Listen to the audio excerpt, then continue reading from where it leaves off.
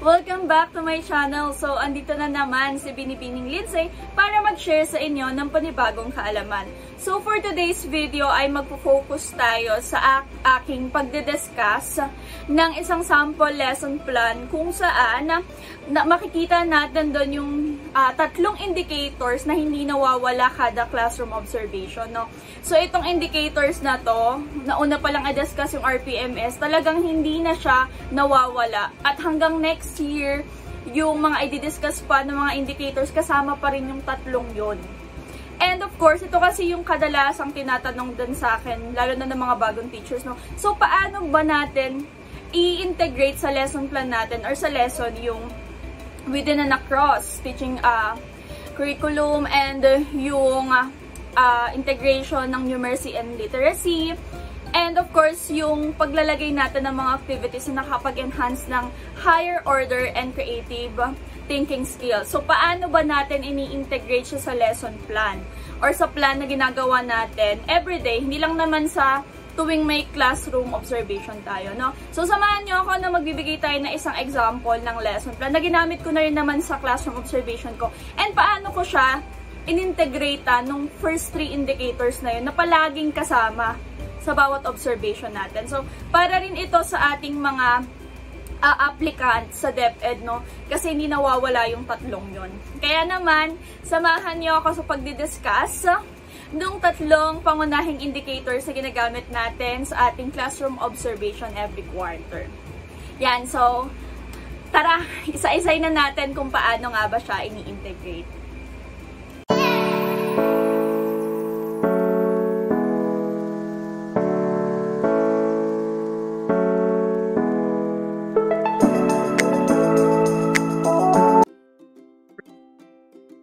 Okay, so ito na po yung isang sample lesson plan. So ginamit ko siya dun sa classroom observation ng birthday ko. Nito lang, nitong quarter lang, no? So fresh na fresh pa. So nai-upload ko rin to dito sa aking YouTube channel, no? So kung paano ko siya in-integrate. So kung paano ko po siya ginamit. Okay, so ang pinag-uusapan natin ngayon is yung tatlong indicators, no, na ginagamit natin every quarter na hindi talaga nawawala. Yung number 1, yung pag-i-integrate nga within and across, yung paggamit din natin or pag-i-integrate ng numeracy and literacy, and of course, yung number 3, yung mga activities na nag-enhance ng higher order and creative thinking skills ng ating mga learners. So, yung tatlong yun, of course, ang purpose naman ay ma-enhance yung skills ng ating mga learners. So, ito ay isang sample lesson plan sa Filipino. So, paano ba natin in-integrate dito yung tatlong pangunahing indicators na yon? Okay, so yung topic is ang Doña Victorina Syndrome, pagpapalayo sa ating lahi ni Felipe M. De Leon Jr. So, ito ay pang senior high na lesson plan. Okay? So, ang pinaka nakalagay natin dito na MELCs ay, kung mapapansin natin, na ipapaliwanag ang mga kaisipang nakapaloob sa tekstong binasa. So, ito kasi, ang subject na to ay pagbasa, no, sa senior high. Kaya, ang nakalagay na MELCs, of course, tungkol siya sa pagbasa. So, si teacher na mismo yung pipili. It's either teksto na kwento o kaya naman articles. Basta isa siyang makakapasok siya sa teksto or sa uri ng teksto na natalakay sa grade 11. Okay, so ito yung topic, or yung MELCs rather. And then yung topic na napili ko ay ito nga, ang Doña Victorina Syndrome, pagpapalayo sa ating lahi ni Felipe M. De Leon Jr. So, yung first indicator kasi natin, ang sinasabi doon, kailangan daw makapag-integrate tayo within and across. So, kung mapapansin natin dito, lakihan ko ng konti, no? Sa first part, dito sa mga kasanayang pagkatuto, meron ditong kulay red na, eto, kulay red na nakamark. And kung mapapansin natin, itong mga kulay red na to ay mga ano to, no, mga MELCs din or mga layunin. So, ano ba yung steps para makapag-integrate tayo ng within and across? So, sabi ko nga, yung integration natin, lagi namang nandyan yan kapag nagdi-discuss tayo. Pero, paano natin mapapatunayan na nakapag-integrate talaga tayo? Doon sa mga nauna kong video sa pag-explain ko ng indicator number 1, lagi kong sinasabi na na-integrate naman eh.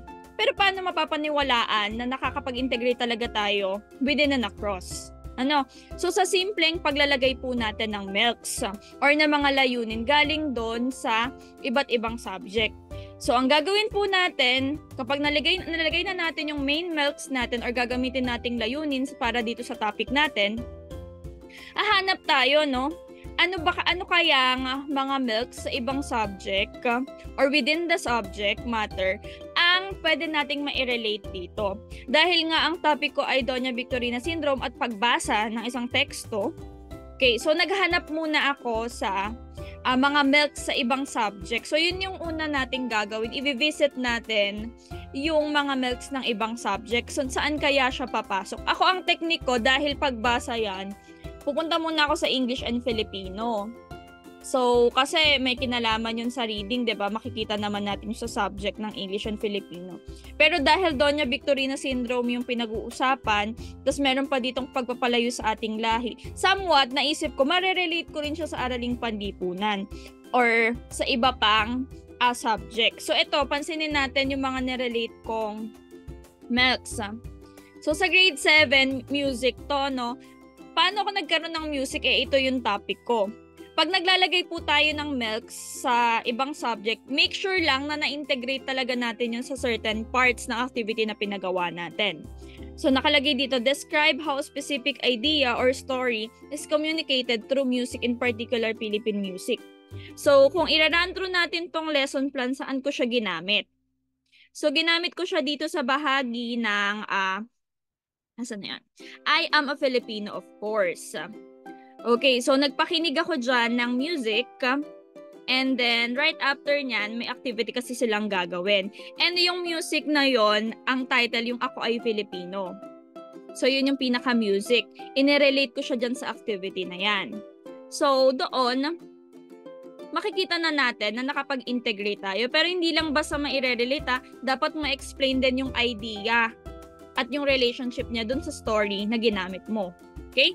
Next naman, ipapaliwanag ang kabuluhan ng mga kaisipang lutang sa akda, kaugnay ng karansang pansarili gawaing pangkomunidad, isyong pambansa at pangyayaring pandaigdig. So, dahil nga ang topic ko ay may kinalaman kay Doña Victorina, yan. So, naghanap din ako ng mga milks sa El Fili. Okay? Sa El Filibusterismo na alam naman natin na yung character mismo ni Doña Victorina ay makikita natin doon sa El Fili at Noli. So, inirelate, paano ko siya inintegrate? Sa discussion naman siya ng lesson. Okay? So, meron na tayo ditong across kasi nag-integrate ka sa music, meron ka na rin within kasi Filipino. So, meron pa tayo ditong within, nakakapagbigay ng halimbawang pangyari sa tunay na buhay kaugnay ng binasa. So, may mga questions kasi tayo sa mga activities natin wherein na i-relate ng mga bata or na-integrate ng mga bata yung mga real life experiences nila. So, sa mga questioning natin and then sa mga activity, like ito rin, I'm a Filipino of course, at saka itong bagong Pilipinas. So, kasi we let them decide, we let them relate the topic, no? Sa mga real life scenarios ng buhay nila. Okay, next. Dito naman. Okay, so examine the key concepts and ideas of Filipino thinkers in the social science rooted in Filipino languages and experiences. So dito, ang ginamit ko sa DISS. So ito yung subject din sa senior high, no? Ang pinakakinuha ko kasi dito ay itong topic ng 20th to 21st century, yung psikolohiyang Filipino at pantayong pananaw. So saan ko siya ginamit? Ginamit ko siya sa discussion mismo. So, maire-relate kasi natin na isa sa solusyon para maiwasan tong Doña Victorina Syndrome ay itong psikolohiyang Pilipino at saka pantayong pananaw. So, doon, kahit ang topic ay pang DISS, na-relate natin siya dito sa text na ginamit ko through discussion. Okay? So, yon. So, ganun po yung gagawin. So, across din siya. So, nakapag-integrate tayo within an across. Okay? So, yun po yung isang example or ways para makapag-integrate tayo ng within and across. So, kailangan natin yung mga milks din sa ibang subject. Okay? So, yun yung una. Paano naman tayo makakapag-integrate naman ng numeracy and literacy? So, kung mapapansin natin na ang subject na to ay pagbasa. So, doon pa lang, makikita na natin yung literacy. Kasi ang mga Filipino at English teacher doon naman magaling, no? Sa literacy. Sa ang activity makikita natin yon through reading. Okay? So, hindi lang sapat syempre na nagpabasa ka. So, dapat meron ka ring mga guide question. Guide question na mag-scrutinize kung talagang naintindihan ng mga bata yung discussion mo. And of course, saan pa yung literacy? Through speaking. Kasi meron din dito yung part ng activity na babasahin nila yung kasagutan nila. Like dito, sa I am a Filipino, of course. Okay? So, lahat naman ng part na yan, mapasimpleng pagbabasa, ayan, yung pagsusuri, and pagsagot sa mga tanong. Yan, so na-enhance na natin yung literacy skills ng mga bata. So, gumamit tayo dyan ng teksto. Okay?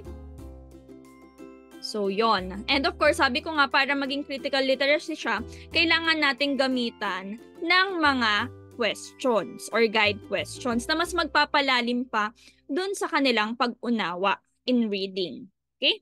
And speaking, of course. So, asa naman dyan yung numeracy? Saan ko siya in-integrate yung numeracy? So, ang ginamit ko ay through survey. So, etong activity na to, ang tinawag ko siyang ito.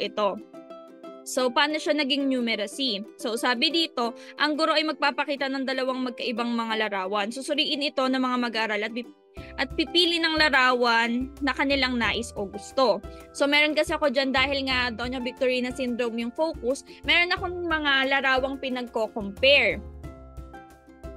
Ang ginawa ko, dalawang larawan yun, isang pang-atin na produkto, samantalang pang-ibang produkto or pang-ibang bansa. Example, yung mga candies or chocolates sa Pilipinas, yung mga honey, yan, yung mga chocolate.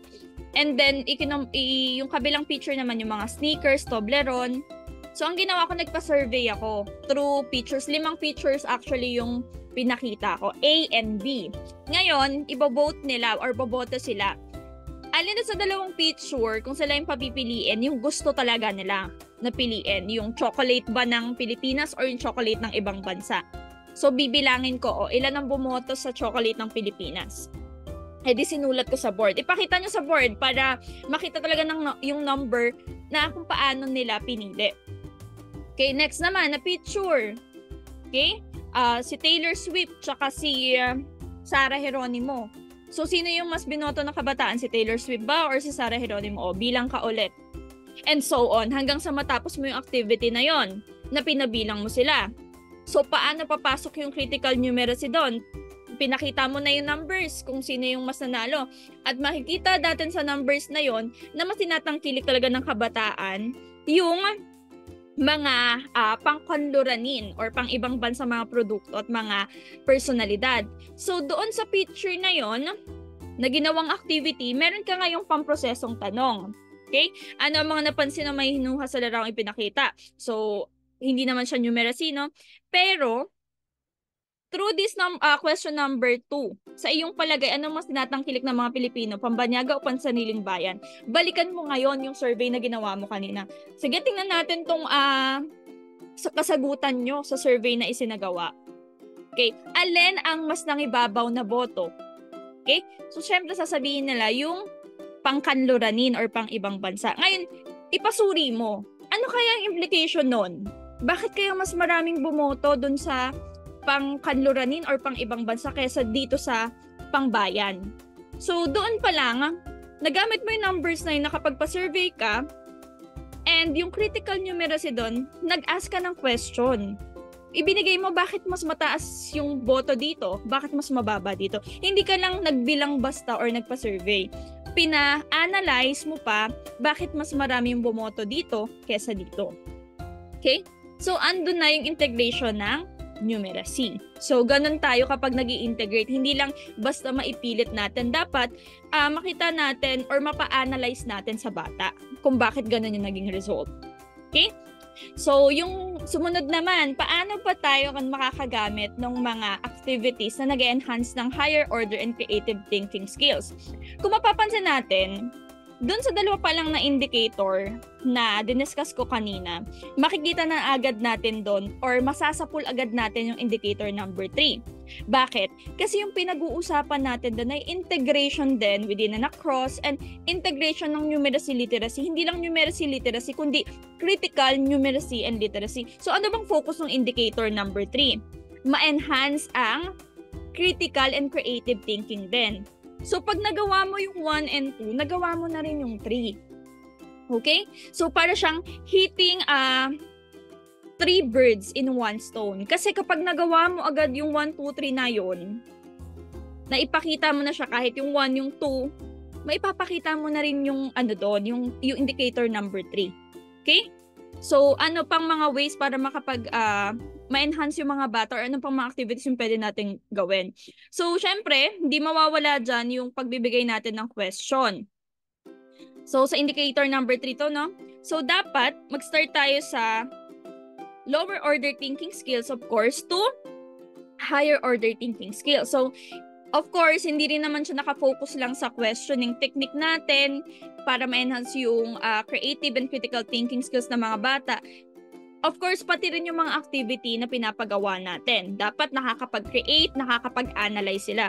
Which is makikita natin dito sa mga lesson plan na ating ginamit. No? Sa picture pa lang, meron na sila agad analysis dyan. Okay? Dito sa discussion, sinagot nila yung mga question and paano nakakaapekto yung Doña Victorina Syndrome sa sarili at sa lipunang Pilipino. So, i-integrate din nila yung mga experiences nila, no? At yung mga nangyayari sa bansa natin. And, ayan, and other activities. Meron tayo ditong bagong Pilipinas na makakapag-enhance din ng higher order thinking skills nila kasi magka-create sila ng picture, no? Ng isang bagong Pilipinas. So, yung tatlong yon actually, magkakaugnay din talaga sila. And pag nagawa mo yung mga activity na yan, yung tatlong yun, for sure, no? Magja-drive na rin sa isa't isa. So, ganun po yung ways kung paano tayo nag-i-integrate ng within and across, numeracy literacy, nakapag-enhance din ng higher order and creative and critical thinking ng ating mga bata. So, ayun yung ilan sa mga simple ways na ma-share ko sa inyo about dun sa tatlong indicator at kung paano natin siya ini-integrate sa ating lessons and sa ating lesson plan. So, yun lang. Sana ay may na-share ako sa inyo. Okay, so disclaimer lang din, no? Nasa sa inyo naman yan kung susundin nyo. Pero, ito ay pinaka-guide lang naman sa inyo, no? Pero, kayo pa rin naman ang masusunod. Thank you! So, ayun na nga.